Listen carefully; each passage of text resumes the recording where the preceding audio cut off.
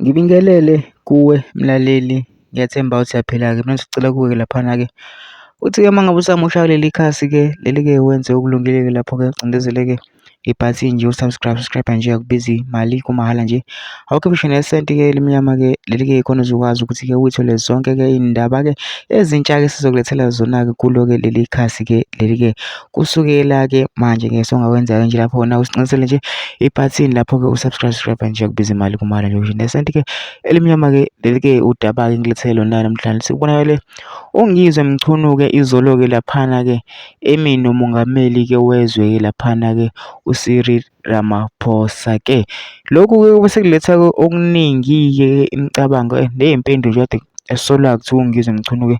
Lo mcimbi-ke awenze ushophu-ke namhlanje ukuthi-ke ubuxhaswe-ke i-ANC na-ke abantu-ke bese beyasho-ke bathi-ke sasho-ke.